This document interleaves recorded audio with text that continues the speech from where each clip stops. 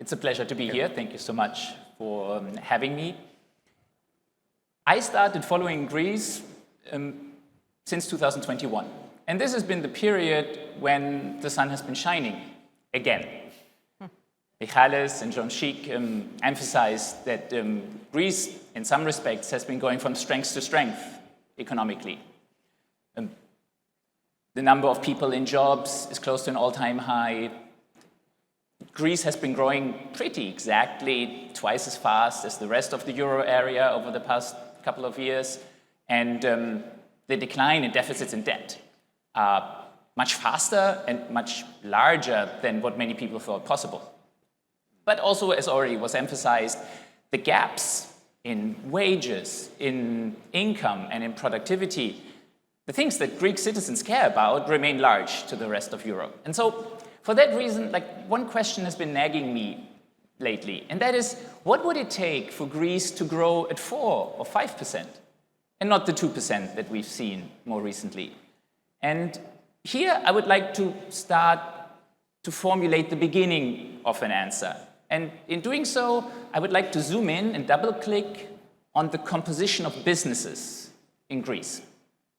And to illustrate my point, I may simplify a little bit. Let's think about two categories. So there are businesses that are active in traditional sectors. They can be metal producers, they can be refineries. These companies are profitable, they're well run, and they also export. But then in the second category, we have companies that are micro-sized, that are very small. Often they only employ a handful of people. We see them in all sectors of the economy, and they tend to be not very productive. They don't have the resources to upskill and to train their people. They don't have the resources to invest in new technologies, and they have struggled to scale up, to grow their operations. So what would it take to have more of younger, smaller companies that are willing to take risks, that are investing in new technologies, and that are focusing on scaling up their operations to Europe and then even the entire globe? And this is a complex question, I totally realize. So I will only scratch the surface by talking about two issues related to fiscal policy. Fiscal policy can set incentives for these young and smaller companies. So by having refundable tax credits for research and development, you create incentives for companies to try out new ideas that haven't been tested before.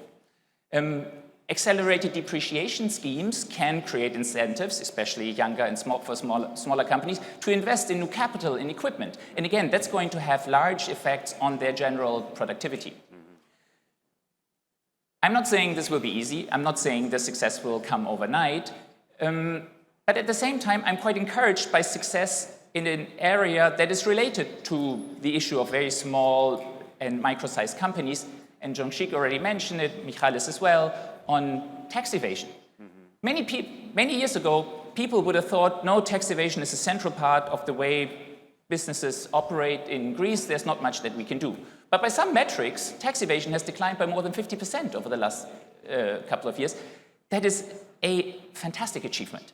And this success encourages me to believe that over time, Greece will be able to set the right incentives for young entrepreneurs to test new ideas, to invest in new technology, to diffuse technology throughout the economy, and then make the overall economy more productive. And that's going to be an important step towards growing at 4 or 5% instead of the 2%.